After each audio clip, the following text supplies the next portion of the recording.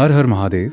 नमस्कार मित्रों, स्वागत है आपका भक्ति लोक के इस नए सफर में, जहां से आज हम शुरुआत कर रहे हैं एक ऐसी यात्रा की जो आपको ले जाएगी सृष्टि के आरंभ से भी परे, उस अनंत, उस निराकार, उस सदाशिव के रहस्यमयी संसार में।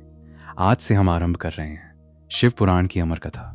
अगर आप भी भोलेनाथ के भक्त हैं, अगर आपके मन में भी कभी ये जिज्ञासा जगी है कि सृष्टि का पहला कण कहाँ से आया, महादेव प्रकट कैसे हुए, माता सती और पार्वती की कहानी क्या है, गणेश जी का सिर क्यों कटा और कैलाश पर बैठे उस योगी के भीतर कौन सा रहस्य छुपा है, तो इस वीडियो को अंत तक जरूर देखिएगा। और हाँ, अगर आप ऐसी ही भक्तिमय कथाएं, भजन और आध्यात्मिक कहानियां पसंद करते हैं तो चैनल को सब्सक्राइब कर लीजिए और बेल आइकन दबा दीजिए, ताकि शिव पुराण का अगला भाग आते ही आपको सबसे पहले सूचना मिल जाए। चलिए अब चलते हैं उस युग में जब न धरती थी, न आकाश, न सूरज था, न चांद, सिर्फ था एक अनंत अंधकार, और उस अंधकार में विराजमान था परम शिव।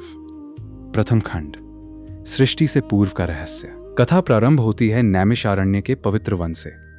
यहाँ महर्षि शौनक जी की अध्यक्षता में 88,000 ऋषि मुनि एक महान यज्ञ के लिए एकत्र हुए थे।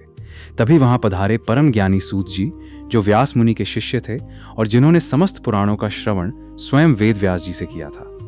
ऋषियों ने हाथ जोड़कर सूत जी से प्रार्थना की, हे सूत जी, आप कृपा करके हमें वो कथा सुनाइए जिसे सुनने मात्र से मनुष्य के समस्त पाप नष्ट हो जाएं, जो कलयुग में सबसे सरल और सबसे फलदायी हो, और जो साक्षात भगवान शिव की महिमा का वर्णन करती हो। सूत जी मुस्कुराए और बोले, हे मुनिवरों, आपने अत्यंत उत्तम प्रश्न पूछा है। मैं आपको वही कथा सुनाने जा रहा हूं जिसे स्वयं भगवान शिव ने माता पार्वती को सुनाया था। फिर वो कथा ब्रह्मा जी तक पहुंची। ब्रह्मा जी से ये मुझे मेरे गुरु व्यास जी ने बताई। ये है शिव महापुराण, शिव पुराण की महिमा। सूत जी ने कहा, इस पुराण के श्रवण मात्र से मनुष्य को वो फल प्राप्त होता है जो हजारों यज्ञ करने से भी नहीं मिलता। जो व्यक्ति श्रद्धापूर्वक शिव पुराण की कथा सुनता है, उसके घर में कभी दरिद्रता नहीं आती, उसका परिवार सुखी रहता है और अंत समय में उसे शिवलोक की प्राप्ति होती है।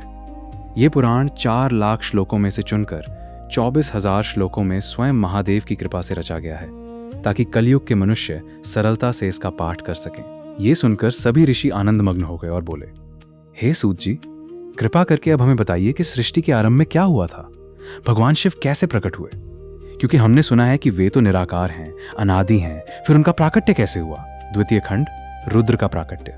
सूत जी ने आंखें बंद करते हुए कहा, सुनो मुनिवरों, जब सृष्टि का कहीं नामो निशान नहीं था, जब ब्रह्मा, विष्णु और महेश भी अव्यक्त अवस्था में थे, तब भी एक तत्व था जो सदा से था और सदा रहेगा।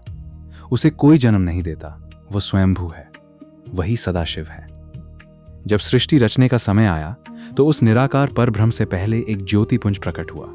न उसका आदि था न अंत। उस अनंत ज्योति में से 2 रूप प्रकट हुए, एक ब्रह्मा सृष्टि के रचयिता और दूसरे विष्णु पालनकर्ता। परंतु दोनों में यह विवाद उठ खड़ा हुआ कि इनमें श्रेष्ठ कौन है, कौन है समस्त सृष्टि का मूल कारण। जब यह विवाद बढ़ने लगा तब अचानक उन दोनों के मध्य एक विशालकाय, अनंत, तेजोमय स्तंभ प्रकट हुआ, जिसका न आदि दिखाई दे न अंत। वो स्तंभ अग्नि के समान प्रज्वलित था, फिर भी शीतल और शांत। विष्णु जी ने कहा, चलो हम दोनों इस स्तंभ के आदि और अंत का पता लगाएं। जो पहले इसका छोर खोज ले वही श्रेष्ठ माना जाएगा। ये सुनकर भगवान विष्णु वराह रूप धारण कर पाताल की ओर स्तंभ के मूल की खोज में चल पड़े, और ब्रह्मा जी हंस का रूप धारण कर आकाश की ओर स्तंभ के शिखर की खोज में उड़ चले। हजारों वर्षों तक विष्णु जी नीचे की ओर जाते रहे, परंतु स्तंभ का अंत कहीं नजर नहीं आया। अंततः थक कर, हार कर उन्होंने स्वीकार किया कि यह स्तंभ अनंत है और वे वापस लौट आए। दूसरी ओर ब्रह्मा जी ऊपर की ओर उड़ते रहे। जब वे भी थक गए और शिखर नहीं मिला, तभी उनकी दृष्टि एक गिरते हुए केतकी के फूल पर पड़ी। ब्रह्मा जी ने उस फूल से पूछा, तुम कहां से आ रहे हो? फूल ने कहा, मैं इस स्तंभ के शिखर से हजारों वर्ष पहले गिरा था और तब से नीचे की ओर आ रहा हूं। ब्रह्मा जी के मन में एक लोभ जाग उठा। उन्होंने सोचा, यदि मैं इस फूल को साक्षी बना लूं तो मैं कह सकता हूं कि मैंने स्तंभ का शिखर देख लिया है। उन्होंने केतकी के फूल को साथ लिया और नीचे आकर विष्णु जी से मिले। ब्रह्मा जी ने कहा, मैंने स्तंभ का शिखर देख लिया, यह फूल मेरा साक्षी है। और केतकी के फूल ने भी ब्रह्मा जी के कहने पर झूठी गवाही दे दी।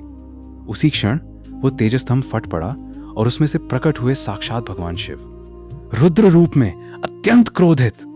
महादेव ने कहा, ब्रह्मा, तुमने असत्य का सहारा लिया। इस असत्य के दंड स्वरूप आज से संसार में तुम्हारी कहीं पूजा नहीं होगी। और केतकी के फूल को भी शाप दिया कि आज से मेरी पूजा में तुम्हारा प्रयोग वर्जित रहेगा। विष्णु जी ने सत्य कहा था, इसलिए महादेव ने प्रसन्न होकर कहा, विष्णु, तुम सदा पूजनीय रहोगे और मेरे साथ तुम्हारी पूजा भी होती रहेगी। शिव तत्व की पहचान। तब ब्रह्मा और विष्णु दोनों ने हाथ जोड़कर महादेव से क्षमा मांगी और पूछा, हे प्रभु, आप कौन हैं? आपसे ही हम दोनों उत्पन्न हुए हैं क्या? भगवान शिव ने कहा, मैं ही परब्रह्म हूं, मुझसे ही ये सृष्टि, तुम दोनों और समस्त लोग उत्पन्न होते हैं। मैं ही सृष्टि करता हूं ब्रह्मा के रूप में, पालन करता हूं विष्णु के रूप में और संहार करता हूं रुद्र के रूप में। ये तीनों रूप मेरे ही हैं, अलग नहीं। ये सुनकर ब्रह्मा और विष्णु दोनों की समस्त शंकाएं मिट गईं और उन्होंने महादेव की स्तुति करते हुए कहा, हे नीलकंठ, हे भोलेनाथ, हे आदिदेव, आप ही सत्य हैं, आप ही शाश्वत हैं। उपसंहार। सूत जी ने ऋषियों से कहा, यही है सृष्टि के आरंभ की वो कथा जो बताती है कि अहंकार कितना भी बड़ा क्यों ना हो, सत्य के आगे झुकना ही पड़ता है। और असत्य का साथ देने वाला, चाहे वो कितना भी पूजनीय क्यों ना हो, दंड से नहीं बच सकता। मित्रों, यही थी हमारी आज की कथा। शिव पुराण भाग 1। अगले भाग में हम जानेंगे माता सती के जन्म, उनके भगवान शिव से विवाह और फिर उस हृदय विदारक घटना के बारे में जिसने सृष्टि को हिलाकर रख दिया, दक्ष यज्ञ और सती का बलिदान। अगर आपको ये कथा अच्छी लगी हो तो वीडियो को लाइक कीजिए, चैनल को सब्सक्राइब कीजिए और कमेंट में लिखिए, हर हर महादेव। बोलो सबके साथ, हर नमः शिवाय।